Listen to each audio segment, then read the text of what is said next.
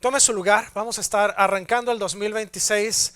Esta es, la prédica de hoy es una prédica bien interesante porque durante las vacaciones, durante nuestro tiempo fuera de la oficina y todo lo que estuvimos haciendo nosotros, estuve tratando de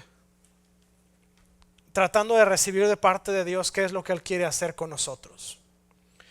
Y ocurrieron varias cosas. La primera es que le tocó a mi papá predicar justamente el fin de semana previo a Navidad, y su prédica va muy enfocada de hecho a la serie que está comenzando el pastor Bruce allá abajo.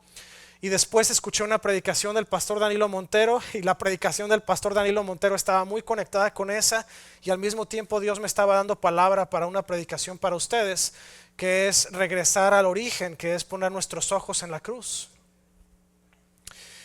Y Dios está haciendo algo, y lo que está haciendo es para tratar de enfocarnos de regreso a Él. Él quiere que volvamos con todo nuestro corazón a Él. De hecho, la predicación de hoy es una introducción a la serie del pastor Bruce, porque la que viene la semana que entra, la prédica de la semana que entra, que es la primera de la serie, vamos a estar hablando acerca del Espíritu Santo, así que vamos a hablar de eso hoy un poco. Pero yo quiero acercarme, o quiero regresar en el tiempo a ver algunos de los héroes de la fe. La prédica de hoy se llama Los ojos puestos en Dios, y le puse ese título porque en este mundo es bien fácil distraernos con las cosas que están pasando afuera. Es súper fácil, el mundo nos está bombardeando con información todo el tiempo. Si usted, aun cuando usted no quiere recibir noticias, usted en algún momento las noticias aparecen en su teléfono, aparecen en su feed de Facebook, aparecen en Instagram, aparecen en las redes sociales en general. Usted entra a YouTube para buscar videos de perritos y se encuentra con las noticias en primera plana. Es imposible evitar las noticias hoy día. Es imposible evitar las cosas que están ocurriendo afuera. Les pongo a veces ejemplos de comerciales de la televisión para tratar de mostrarles lo ridículo que es ver la televisión hoy en día, porque te sacan, si puedes tomar este medicamento que te va a curar la nariz floja, pero los efectos secundarios te puede causar hemorragia cerebral, te puede causar problemas en el estómago, en el hígado, en los riñones, disfunción, etcétera. Y te quedas así de, a ver, espérame, yo solamente quiero corregir mi problema de escurridero de la nariz, y me vas a causar también hemorragia cerebral para curarme la nariz. Como que no tiene sentido. Y ese es el mundo nos está tratando de distraer. Acuérdense que tenemos tres principales enemigos en el mundo. Bueno, enemigos de nuestra alma. El primero es el mundo, el segundo es nuestra humanidad, y el tercero es el diablo. Nuestra carne va a buscar la comodidad. Si usted escucha cualquier comercial de televisión, si usted escucha o ve cualquiera de los comerciales que hay afuera en internet el día de hoy, hoy día, no necesariamente solamente hoy, usted va a encontrarse que siempre están tirándole a la comodidad. Oh no, y si compras este vehículo tiene los asientos de no sé qué, tiene el forro de piel de chivo, y tiene el forro del volante de no sé qué, y tiene tantos sistemas de aires acondicionados, y tiene salidas de aire acondicionado en el asiento, y calentador del asiento, y tiene el calentador del volante, y todo es enfocado a comodidad, comodidad, comodidad. Dice el pastor Neil Kennedy en sus entregas diarias del Daily Champion, dice en una de esas, de hecho acaba de pasar hace un par de días, él habla acerca de la pereza. La Biblia habla de la pereza, nos dice es que no debes ser perezoso, tienes que ser como las hormigas, sabio y prudente, y trabajar y almacenar lo suficiente para que cuando llegue el invierno no te quedes sin alimento. Y el pastor Neil Kennedy dice, no hay creación o invento más absurdo en toda la humanidad que el famoso Lazy Boy. Es un sillón que si usted se sienta en el sillón, usted siente que lo abraza el sillón. Y se levanta el descansapiés y se reclina, y tiene el conector ahí para conectar el teléfono celular, y tiene el portavasos, y quiero gastar una charolita que sube para que si usted quiere comer ahí viendo la televisión, usted lo puede hacer. Y en cierta manera estoy de acuerdo con el pastor Kennedy, porque el Lazy Boy ha reemplazado nuestros tiempos de rodillas conectados con Dios para conectarnos con un televisor. Y el enemigo también está al acecho. De hecho, dice la palabra que está como león rugiente buscando a quien devorar. Quiere desenfocarnos del camino, quiere desenfocarnos de la verdad. Usted escucha todo lo que está pasando hoy día y va a escuchar, oh no, es que fulanito de tal murió por su fe y etcétera. Y hay corrientes y hay grupos sociales y hay cualquier cantidad de información diciéndonos que Dios no es el Dios de la Biblia, que Dios es uno mismo, o que Dios es una figura de barro, o que Dios es X o Y. El enemigo nos va a tratar de eliminar el enfoque, pero necesito que usted ponga toda la atención a lo que viene. Vamos a empezar a hablar de la gente que se conectó y se enfocó en Dios. Voy a empezar con Noé. En Génesis 6, versículos 7 al 9 dice: y dijo Jehová, raeré sobre la faz de la tierra a los hombres que he creado, desde el hombre hasta la bestia y hasta el reptil y las aves del cielo, pues me arrepiento de haberlos hecho. Versículo 8 dice: pero Noé halló gracia ante los ojos de Jehová. Estas son las generaciones de Noé. Noé, varón justo, era perfecto en sus generaciones. Y subrayé la parte más importante: caminó con Dios Noé. No es de gratis que puso esto Moisés en esta parte. Esa es la clave por la cual Dios desistió del intento de destruir absolutamente a todos, es porque halló gracia en Noé. Porque Noé caminaba con Dios, era un hombre perfecto en sus caminos. Ahora, cuando hablo de perfección en sus caminos, no me refiero a que no pecaba, porque era ser humano. Y dice la palabra de Dios que no hubo ni aún uno que no pecara, excepto por Jesús el justo.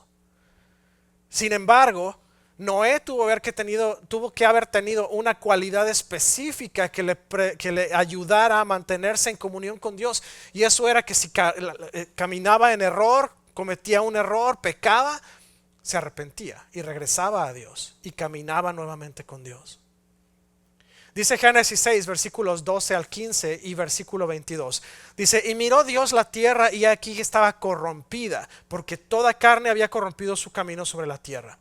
Dijo pues Dios a Noé: he decidido el fin de todo ser, porque la tierra está llena de violencia a causa de ellos, y he aquí que yo los destruiré con la tierra.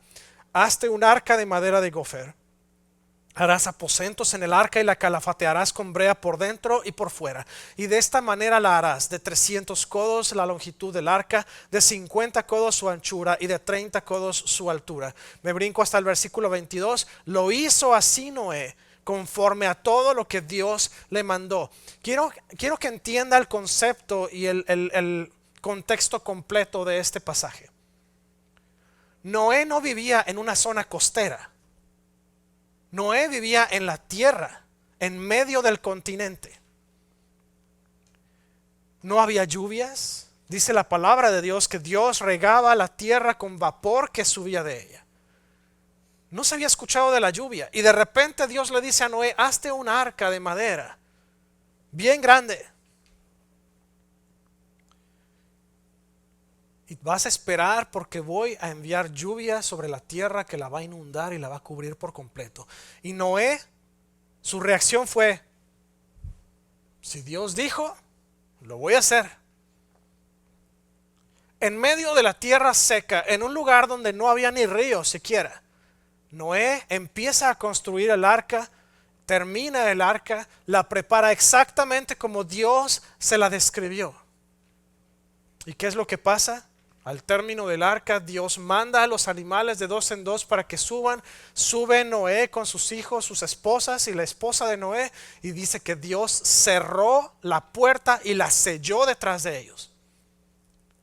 Pero ¿qué tuvo que haber pasado para que Noé lograra salvarse? Noé tenía que haber mantenido sus ojos puestos en Dios. Tuvo que haber mantenido su fe estancada y cimentada y perfectamente marcada en Dios. Si no, él no hubiera mantenido su fe en Dios, hubiera quedado así de: Señor, ¿qué es eso de lluvia? Yo no lo entiendo, no hay agua cerca, ¿para qué quiero un barco? No, a mí se me hace que no me habló Dios, fue mi carne. Pero no, Noé caminaba con Dios, conocía la voz de Dios y creyó a Dios. Y por creerle a Dios y por hacer el arca tal cual se le describió Dios y hacer exactamente lo que Dios dijo, se salvaron él, su esposa, sus hijos y sus nueras. Vamos a ver el segundo ejemplo. Muchos años después, Abraham. Génesis 12, versículos 1 al 5. Pero Jehová había dicho a Abraham: vete de tu tierra y de tu parentela y de la casa de tu padre a la tierra que te mostraré. Y haré de ti una nación grande, y te bendeciré y engrandeceré tu nombre y serás bendición. Bendeciré a los que te bendijeren y a los que te maldijeren maldeciré. Y serán benditos en ti todas las familias de la tierra. Versículo 4.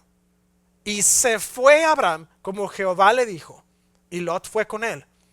Y era Abraham de edad de 75 años cuando salió de Harán. Tomó pues a Abraham a Sarai su mujer y a Lot hijo de su hermano y todos sus bienes que habían ganado y las personas que habían adquirido en Harán, y salieron para ir a la tierra de Canaán, y a la tierra de Canaán llegaron. Si usted ve algo interesante en esta historia, es el hecho de que Dios le dice a Abraham: vete de la casa de tu familia a la tierra que yo te voy a mostrar. Señor, ¿cuál tierra? Tú sal de ahí. Deja esa tierra.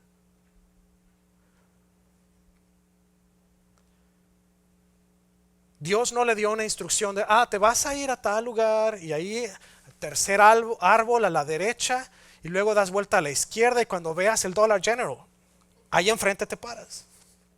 Dios no le dio instrucciones claras a Abraham. Le dijo: sal de aquí y vete a la tierra que te voy a mostrar.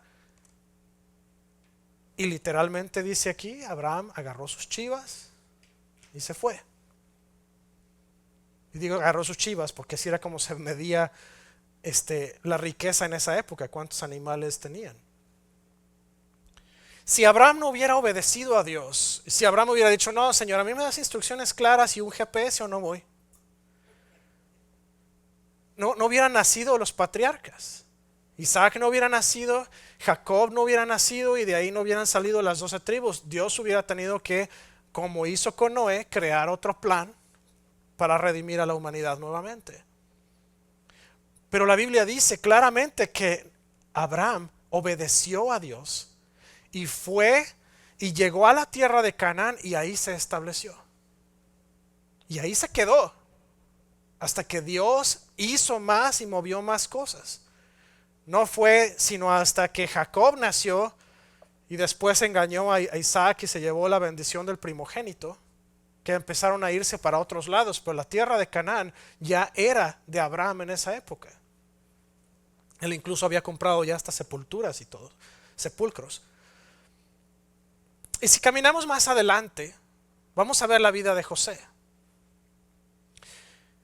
En Génesis 50, versículos 15 al 20, dice: viendo los hermanos de José que su padre era muerto, dijeron: quizá nos aborrecerá José y nos dará el pago de todo el mal que le hicimos. Y enviaron a decir a José: tu padre mandó antes de su muerte, diciendo: así diréis a José, te ruego que perdones ahora la maldad de tus hermanos y su pecado, porque mal te trataron. Por tanto, ahora te rogamos que perdones la maldad de los siervos del Dios de tu padre.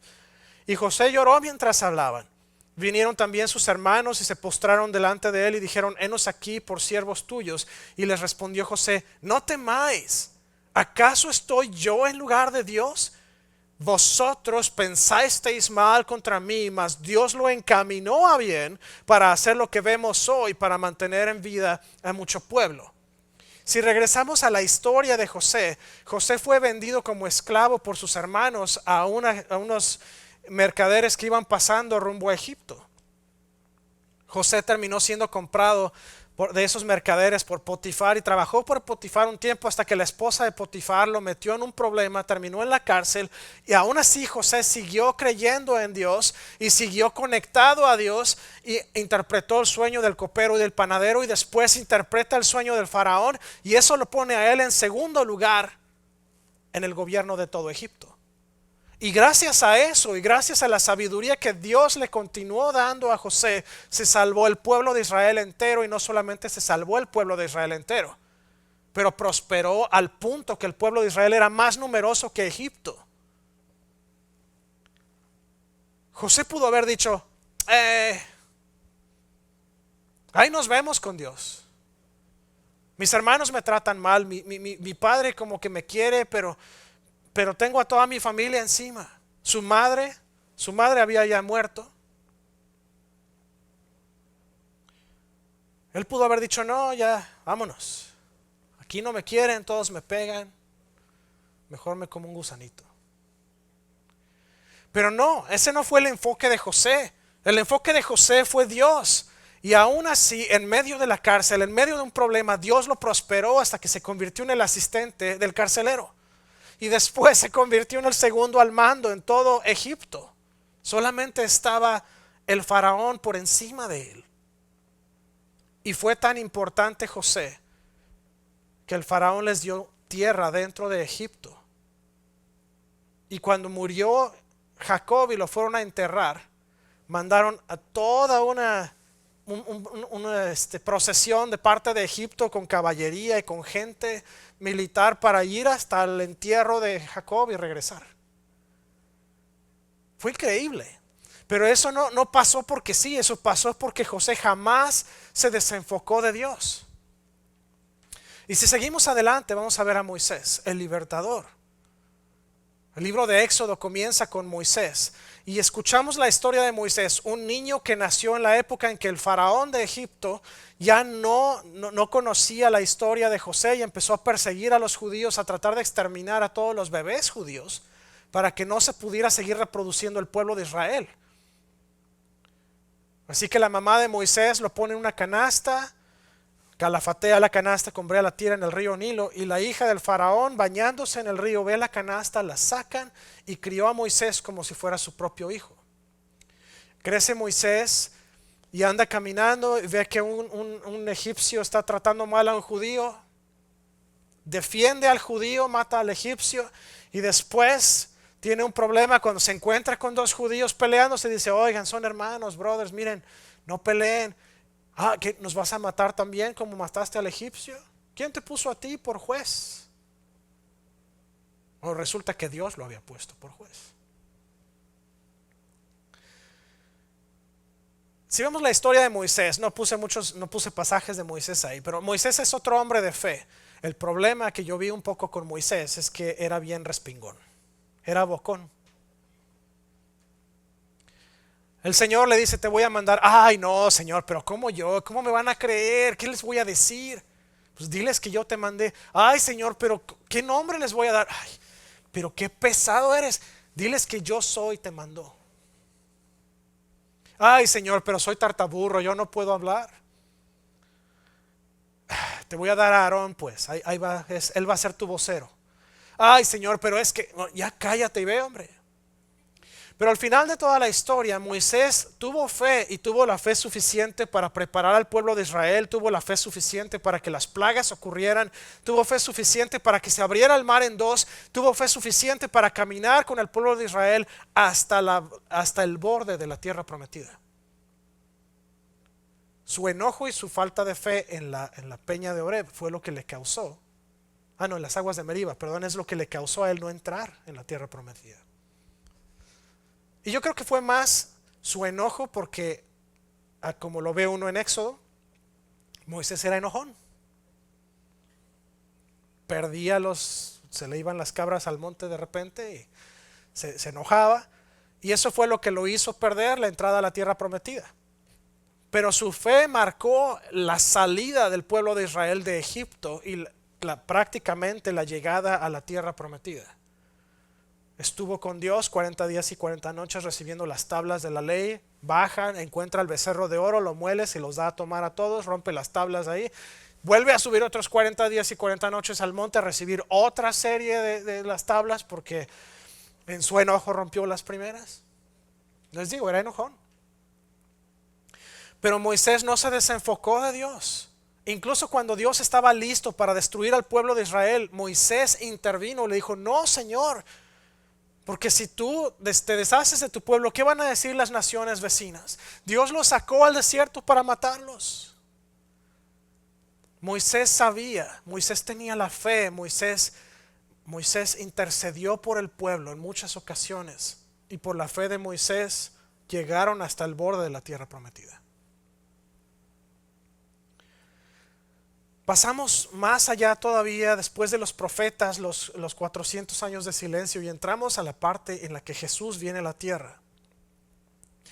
Cuando Jesús vino y empezó su ministerio, y aún poco antes de empezar el ministerio, Jesús empezó a tratar de reenfocar a la gente de regreso a Dios. Sus palabras eran: el reino de Dios ha llegado y está en este lugar. Mucha gente le creyó y lo siguió, mucha gente lo dejaron de seguir después cuando empezó a hacerse odioso a los fariseos. Pero Jesús en muchas ocasiones mostró que la conexión con Dios y la fe puede causar grandes cosas que ocurren. Por ejemplo, en Mateo 8:23 Jesús está dormido en una barca. Y dice que se levantó en el mar una tempestad tremenda. Dice que las olas cubrían la barca y Jesús estaba en brazos de Morfeo. En el quinto sueño. Estaba dormido. Y entonces, ¿qué pasa con los discípulos? Dice: van y le despertaron: Señor, sálvanos que perecemos. Y él les dijo: ¿por qué teméis, hombres de poca fe? ¿Esto era un asunto de fe? Sí. Entonces, levantándose, reprendió a los vientos y al mar, y se hizo grande bonanza, y los hombres se maravillaban diciendo: ¿qué hombre es este que aún los vientos y el mar le obedecen? Y me deja pensar: ¿has caminado con él por cuánto tiempo y todavía sigues maravillándote, no entendiendo que el poder de Cristo es el poder mismo de Dios y puede hacer las cosas a su manera? Y ese no es el único. En Mateo 14 vemos otro. Dice: esto fue después de la alimentación de los 5,000. Despedida la multitud, subió al monte a orar aparte, y cuando llegó la noche estaba allí solo. Y ya la barca estaba en medio del mar, azotada por las olas porque el viento era contrario. Mas a la cuarta vigilia de la noche, me encanta el sentido del humor de Jesús. Dice: Jesús vino a ellos andando sobre el mar. En otra versión de la Biblia, o en otro de los evangelios, dice que Jesús, tratando de adelantárseles al otro lado, se fue caminando por el agua. El sentido del humor de Jesús es increíble. Dice: vino a ellos andando sobre el mar, y los discípulos, viéndole andar sobre el mar, se turbaron, diciendo: ¡oh, un fantasma! Y dieron voces de miedo. Pero enseguida Jesús les habló diciendo: tened ánimos, yo soy, no temáis. Entonces le respondió Pedro y dijo: Señor, si eres tú, manda que yo vaya a ti sobre las aguas. Y él dijo: ven. Y descendiendo Pedro de la barca, andaba sobre las aguas para ir a Jesús. ¿Pero qué? Pero al ver el fuerte viento, tuvo miedo. Y comenzando a hundirse, dio voces: Señor, Señor, sálvame. Al momento, Jesús, extendiendo la mano, asió de él. Jesús está todavía parado sobre el agua. Asió de él, lo levanta y le dice: hombre de poca fe, ¿por qué dudaste? Y aquí está la prueba de lo que les decía, que Jesús está todavía parado sobre el agua cuando está sacando a Pedro de ahí. Dice: y cuando ellos subieron en la barca, se calmó el viento.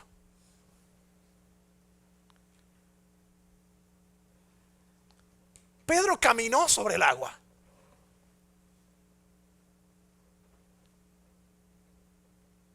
Pedro ya tenía el resultado de su fe palpable. Estaba caminando sobre el agua. ¿Qué le hizo desenfocarse? Me imagino que Jesús le estaba diciendo: mírame a mí, aquí, aquí, aquí, mírame a mí.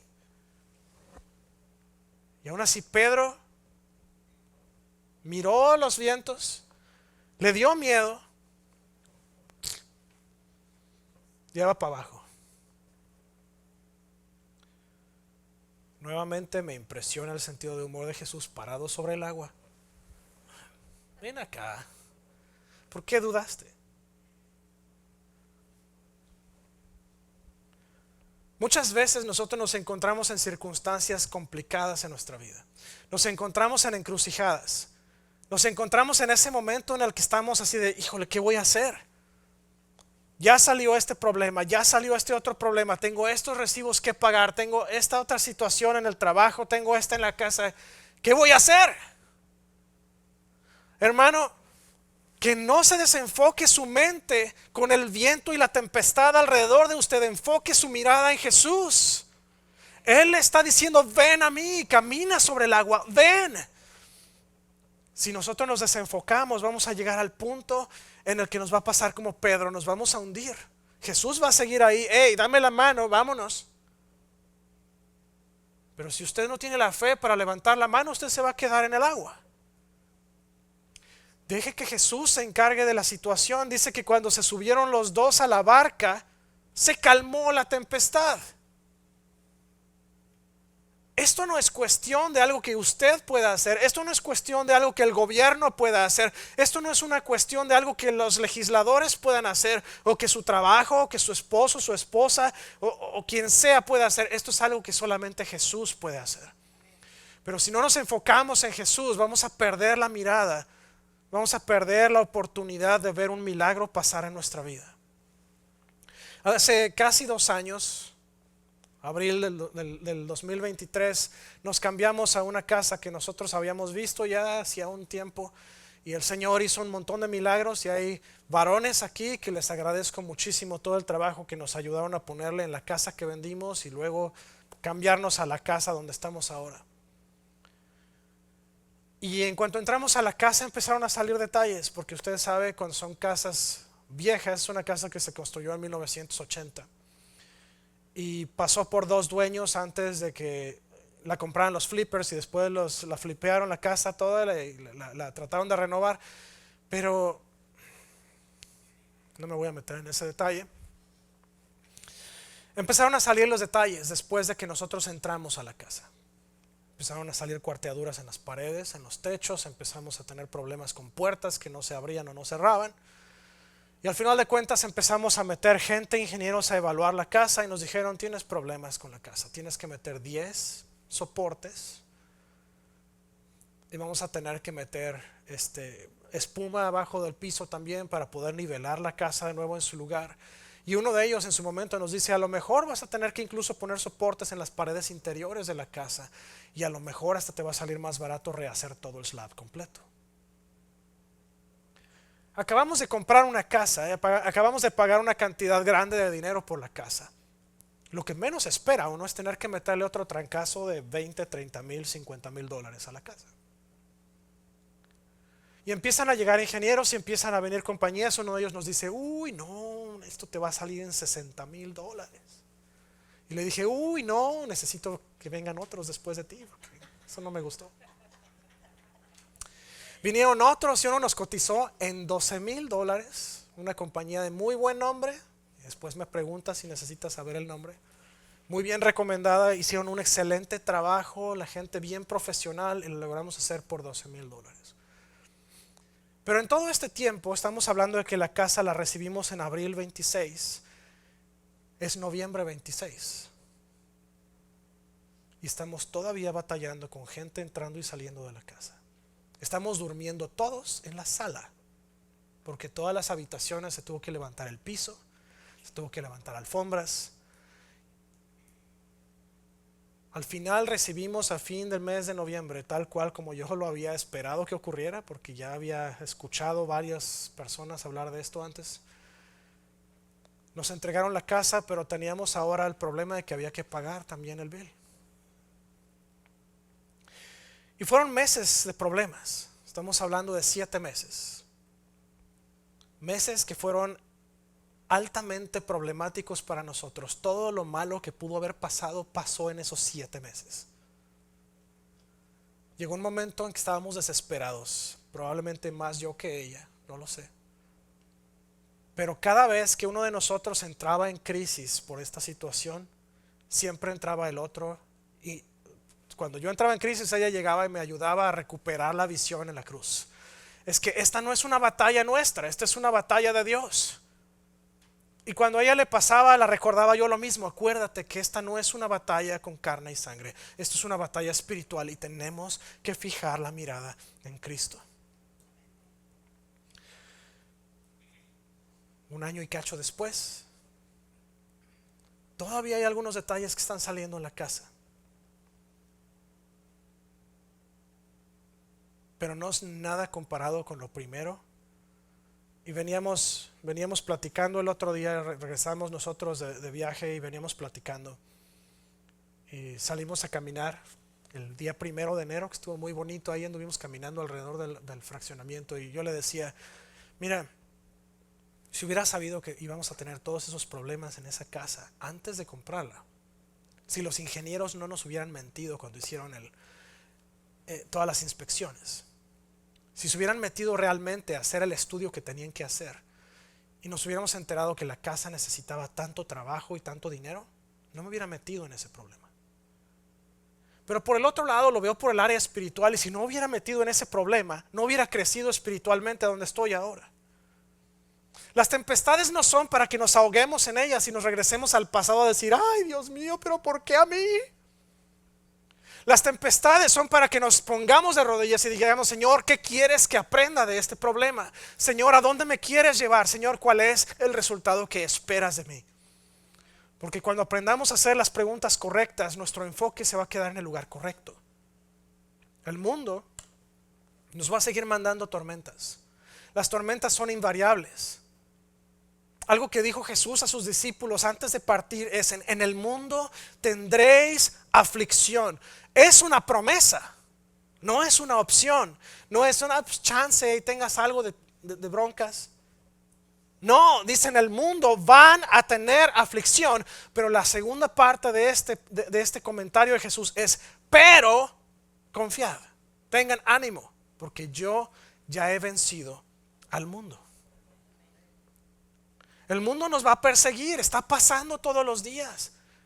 Ay, pastor, vivimos en un lugar tan tranquilo. Sí, salga usted durante una de las marchas de los cuates del arco iris y diga usted que es cristiano y lo van a perseguir.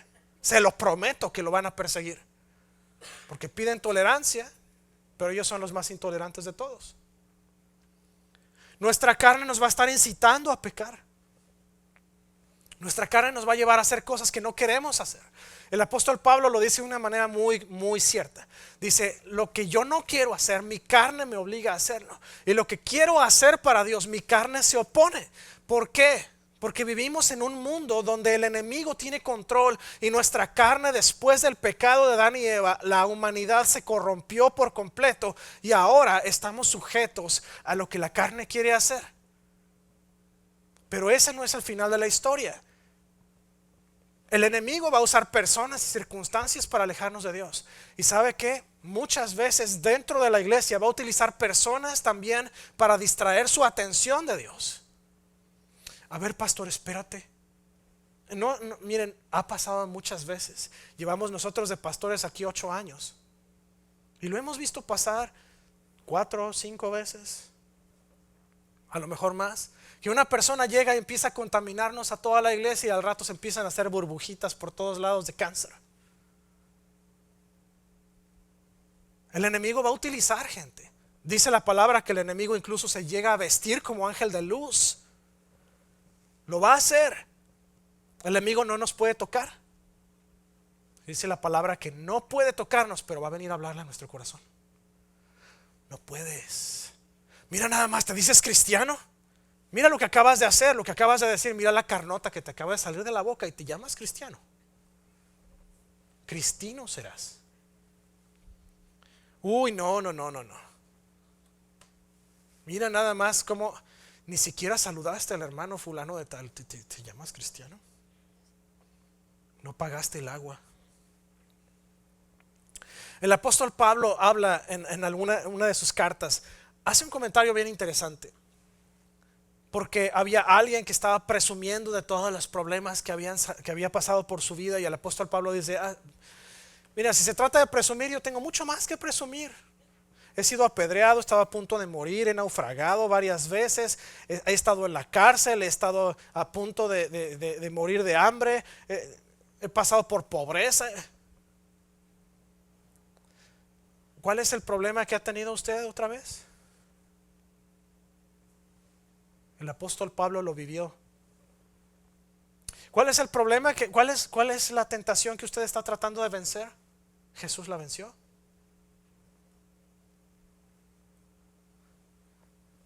¿Cuál es la situación que está pasando por su vida en este momento? Hay una historia, hay un pasaje, hay un versículo en la Biblia que habla a esa situación. ¿Sabía usted que en la Biblia hay 366 lugares donde aparece la palabra o la frase esfuérzate y sé valiente, o sé valiente, o no temas? ¿Sabe por qué? Porque Dios sabe que el ser humano tiene necesidad de escuchar de parte de alguien más: hey, todo está bien, no temas. No nos lo dejó en la Biblia 365 días o 365 veces para que en año bisiesto nos falte una. No, hay 366 lugares en la Biblia que nos dice no temas. ¿Por qué? Porque Dios está en control. ¿Cuál es la necesidad de temer? Dice el apóstol Pablo: pero cuantas cosas eran para mí ganancia, las he estimado como pérdida por amor de Cristo. Y ciertamente aún estimo todas las cosas como pérdida por la excelencia del conocimiento de Cristo Jesús, mi Señor, por amor del cual lo he perdido todo. Y lo tengo por basura para ganar a Cristo y ser hallado en Él, no teniendo mi propia justicia que es por la ley, sino la que es por la fe de Cristo, la justicia que es de Dios por la fe, a fin de conocerle y el poder de su resurrección y la participación de sus padecimientos, llegando a ser semejante a Él en su muerte, si en alguna manera llegase a la resurrección de entre los muertos. No que lo haya alcanzado ya, ni que sea perfecto, sino que prosigo por ver si logro hacer aquello para lo cual fui también nacido por Cristo Jesús. Hermanos, yo mismo no pretendo haberlo ya alcanzado, pero una cosa hago, olvidando ciertamente lo que queda atrás y extendiéndome a lo que está adelante, prosigo a la meta, al premio del supremo llamamiento de Dios en Cristo Jesús. No vamos a llegar a la meta si no tenemos nuestros ojos puestos en ella. ¿Sabe qué es lo que hace que una persona, un corredor de maratón, logre llegar hasta la meta? Es el enfoque de que al final, cuando cruce esa línea, va a recibir un galardón por ello. Cuando nosotros estamos corriendo nuestra carrera espiritual, tenemos que entender que al final nuestro galardón es Cristo, es ese tiempo, esa eternidad con Él. Vamos a pasar por tempestad, sí, pero tenemos que mantener el enfoque. Ahora, ¿cómo mantengo mi enfoque en tiempos difíciles? El apóstol Pablo nos da una muy buena receta. Filipenses 4, versículos 4 a 9 dice: regocijaos en el Señor cuando estés de buenas. Regocijaos en el Señor el día de tu cumpleaños, ¿no? Regocijaos en el Señor siempre. Otra vez digo, regocijaos.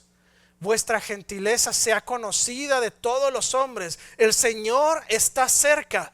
Por nada estéis afanosos, sino sean conocidas vuestras peticiones delante de Dios en toda oración y ruego con acción de gracias. Y la paz de Dios, que sobrepasa todo entendimiento, guardará vuestros corazones y vuestros pensamientos en Cristo Jesús. Por lo demás, hermanos, todo lo que es verdadero, todo lo honesto, todo lo justo, todo lo puro, todo lo amable, todo lo que es de buen nombre, si hay virtud alguna, si algo digno de alabanza, en esto pensad. Lo que aprendisteis y recibisteis y oísteis y visteis en mí, esto haced, y el Dios de paz estará con vosotros. Vamos a desmenuzarlo rápidamente. El primer versículo ahí, versículo 4, dice que debemos gozarnos en Dios. ¿Cómo me puedo gozar en esta circunstancia, pastor? Hermano, estás vivo. Hermano, has sido redimido por Cristo. Estás pasando por enfermedad, lo entiendo, pero Cristo tiene el poder para levantar muertos. Pero pastor, estoy a punto de pasar por esta situación legal. Hermano, gózate en Dios, porque Él tiene el control, y pase lo que pase, Dios va a hacer lo mejor para ti. A lo mejor tú no lo consideras bueno, pero Dios va a hacer lo mejor para ti, porque Él sabe qué es lo mejor para nosotros. El versículo 5 dice que debemos de ser bondadosos y gentiles. Cuando somos amargados y gruñones no logramos nada. Cuando somos amables, bondadosos, nos acercamos a la gente con pasión, con piedad, vamos a ver que hay más gozo en darle a la gente lo que tenemos que en recibir. Y no me refiero solamente a la parte económica. La parte financiera es una cosa, pero tenemos el amor de Cristo que dar a la gente. El versículo 6 dice, orar. Cuando estés pasando por dificultades, ponte de rodillas. Ora a Dios. Porque cuando oramos a Dios, abrimos como tal las puertas y las ventanas de nuestra vida para que Dios derrame de su bendición sobre nosotros. Versículo 6 también incluye acción de gracias. La gente ha hecho por costumbre quejarse de todo y por todo. Le voy a recomendar que ahora que empezamos año nuevo y todo el mundo está haciendo los propósitos de año nuevo y todo este asunto, propóngase a dar gracias más y a quejarse menos. Se va a dar cuenta que su vida tiene mucho más sentido. Es fácil quejarse. Es una respuesta humana normal, pero no es la respuesta espiritual que tenemos que tomar. Cuando usted se dé cuenta que hay más cosas por las cuales agradecer a Dios que por las que hay por quejarse, usted va a empezar a dejar de quejarse. Ay, hermano, es que ya mañana es lunes y hay que ir a trabajar. Hermano, no hay que ir a trabajar. Usted puede ir a trabajar porque usted tiene un trabajo que ir. Ay, pastor, es que hace harto frío y me duele todo. Y cuando viene el calor se queja del calor. Entonces mejor abríguese doble y ya no pasa nada. Dele gracias a Dios que hay una iglesia que tiene buen sistema de calefacción, que a veces nos estamos rostizando. Dele gracias a Dios que tiene una casa calientita. Ay, pastor, no tengo casa calientita. Acérquese a mí entonces para platicar con usted, porque a lo mejor podemos ayudarle con el fondo de benevolencia. Lo hemos hecho antes, lo podríamos hacer de nuevo. Ay, pastor, pero es que nada, hermano, es que usted lo tiene todo. Decía alguien, es que yo siempre he deseado. ¿Cómo es que yo jamás te he escuchado mencionarlo hasta ahorita que te llegó la idea? Es que vivimos en un mundo que nos pone tantas opciones enfrente nuevamente para distraernos, pero si empezamos a darle gracias esto me recuerda a un libro que le leíamos a los niños. Va el muñequito con su mamá en un patincito, ¿no? Se paran enfrente de una tienda. Ay, mira, ahí está el patín fulano de tal, siempre lo he querido. La mamá le dice, pero tienes uno que sirve. Sí, pero es que este no es ese. No, bueno, si nos vamos de a esas, jamás vamos a llegar al punto. No, ¿tienes ya un Lamborghini? No, es que yo quiero el Rolls Royce con reinas de oro. No, bueno. Dice en el versículo 7 que cuando nosotros nos gozamos en Dios, somos gentiles y bondadosos, oramos a Dios y estamos constantemente dándole gracias a Dios, Dios nos va a llenar de su paz. Y el versículo 8 habla de un punto que es crítico, que es renovación de la mente. ¿Qué significa renovar mi mente? Bueno, cada vez que viene un pensamiento de no puedo, es difícil, me estoy sintiendo como que algo está mal adentro de mí, empiezo a cambiar ese pensamiento por algo positivo. En lugar de decir, ay, es que mi suegra viene a visitar y no sé qué voy a hacer, mejor piense usted, qué bendición que tengo suegra todavía. Qué bendición que va a venir porque alguien va a poder cuidar a los niños para que yo pueda salir con mi esposa a tener un tiempo tranquilo. A mí me encanta cuando viene la suegra. Y me encanta ir con la suegra. Porque lo primero que hace es, dice, la primera pregunta que me hace es, ¿cuándo van a salir ustedes solos? Y no porque no nos quiera, pero porque le gusta pasar tiempo con los niños. Y porque sabe que tenemos poco tiempo para disfrutar nosotros. Entonces, normalmente me pregunta igual cuando vienen mis papás, nos hacen la misma pregunta. ¿Van a salir a algún lado para que les cuidemos a los niños? Nosotros así, de ahí están los niños, ahí nos vemos. Me gusta cuando viene gente de visita o vamos de visita nosotros. Si viene, por ejemplo, ay, es que me tratan re mal en el trabajo, a lo mejor pensar, hoy va a ser una buena oportunidad para que le muestre el amor de Cristo a alguien más en el trabajo. Y usted va a decir, ay pastor, usted lo dice fácil. Si supiera con qué me enfrento yo en el trabajo todos los días. Tengo que trabajar con homosexuales en el trabajo que saben que soy cristiano. Y unos de ellos me hacen la vida de cuadritos, o sea, es terrible. Y aún así encuentro la manera de predicarles el evangelio. Lo rechazan, pero ese es su problema, la semilla yo ya la sembré. Busque la oportunidad, busque para qué estar agradecido. Le voy a pedir que se ponga de pie conmigo por unos minutos. Vamos a tomar la cena del Señor rápidamente. Yo no tengo elementos por acá, si alguien me puede ayudar, porfa. Creo que es un buen momento porque la cena del Señor es el símbolo de lo que Jesús hizo por nosotros en la cruz.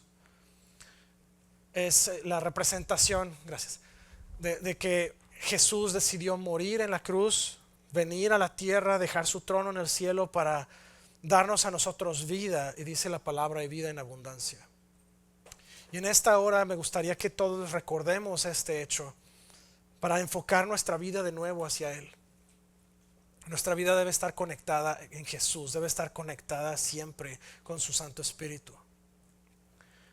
Dice la palabra que cuando nos acercamos a la mesa debemos acercarnos con corazón digno, que significa que si hay pecado que no hemos confesado, si hay alguna situación que está en nuestra vida fuera de lugar, tenemos que ponerla en su lugar. Y también significa que si no hemos recibido a Cristo como nuestro Señor y Salvador, tenemos que hacer la oración de fe, recibir a Cristo en nuestro corazón, porque la cena del Señor es un recordatorio, sí, pero también es no solamente el recordatorio de lo que pasó, del sacrificio de Jesús por nosotros, sino también es poner nuestros ojos al frente a lo que va a pasar. Pero dice el apóstol Pablo que todo aquel que se acerca a la mesa indignamente come y bebe para sí juicio. Así que me gustaría invitar, si usted está en este lugar o nos está escuchando en línea, nos está viendo en línea, usted jamás ha hecho la oración de fe, jamás ha recibido a Cristo en su corazón, ahora es el momento de hacerlo. Si usted está dispuesto a hacer esta oración, ahí donde usted está, le voy a pedir a toda la iglesia que cierre sus ojos. Este es un momento muy privado. Y le voy a pedir que si usted jamás ha recibido a Cristo en su corazón y piensa, quiere hacer la decisión hoy, levante su mano, hágame una señal ahí donde usted está para saber que está tomando esta decisión. Si usted está del otro lado, está en línea, puede tomar esta decisión también, puede hacer la oración con nosotros. Le voy a pedir nada más que la haga en voz alta, porque nosotros creemos con el corazón para justicia, pero confesamos con nuestra boca para salvación. Vamos a hacer una oración simple y repita después de mí en voz alta: Señor Jesús, gracias por tu sacrificio en la cruz. Te pido perdón por mis pecados, te pido perdón porque te he fallado. En esta hora reconozco que tú moriste, resucitaste por mí y fuiste levantado de la muerte con poder y gran gloria. Hoy te entrego mi corazón, te confieso como mi único Señor y Salvador. Te entrego mi vida, Señor, en el nombre de Jesús. Amén. Si hiciste esta oración, contáctame al 918-272-5219 o fmonroy@wasofirst.com. Quiero escuchar tu historia y me gustaría decirte cómo puedes crecer en tu vida espiritual. Si usted está aquí, vamos a orar para prepararnos para la cena del Señor. Señor, te damos gracias en esta hora. Gracias, Señor, porque tú nos has traído a este lugar, tú nos has bendecido, tú nos has redimido, nos has restaurado, nos has rescatado, Señor, del poder de la muerte y del pecado. Y en esta hora, Señor, venimos delante de ti para decir una vez más, queremos rendirnos, Señor, a ti. Queremos dejar todas las cosas pasadas atrás, queremos mirar hacia el frente, poner nuestros ojos puestos completamente en la meta, Señor. Queremos que nuestra mirada esté enfocada al 100% en ti. Tú eres nuestra razón de ser, Señor, y en esta hora venimos a ti, nos entregamos a ti, te pedimos que nos limpies, nos purifiques, Señor, que todo pecado que no ha sido confesado venga a nuestra mente para que podamos hoy confesarlo, pedir perdón, Señor, y ser restaurados.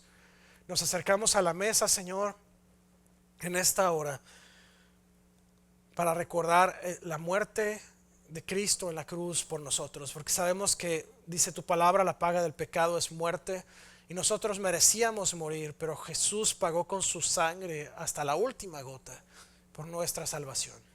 Que dice la palabra también que la única manera de redimir el pecado, de limpiar el pecado, era a través del derramamiento de sangre. Y Jesús derramó hasta la última gota. Así que te damos gracias, Señor, en esta hora.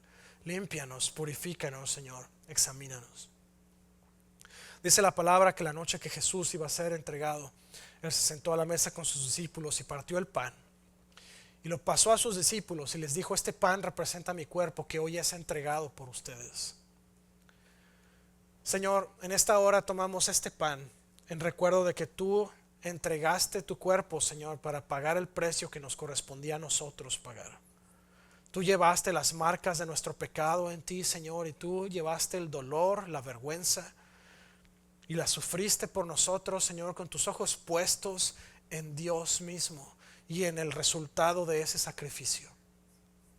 Te damos gracias, Señor, porque tú eres el único que pudiste haber hecho este sacrificio, que pudiste haber redimido a cada persona, a cada ser humano. En esta hora, Señor, tomamos el pan en recuerdo de esto, pero también, Señor, ponemos nuestros ojos en el futuro, en lo que está por venir, que cuando Cristo vuelva, nosotros, Señor, seremos llevados con Él entre las nubes y llegaremos a ese lugar en el que pasaremos una eternidad en tu presencia, probando el mejor pan, el mejor alimento, pero lo mejor, más importante de todo, viviendo en tu presencia todos los días, en la luz que irradia Dios mismo a todo su pueblo. Gracias, Señor. En el nombre de Jesús, tomamos el pan juntos.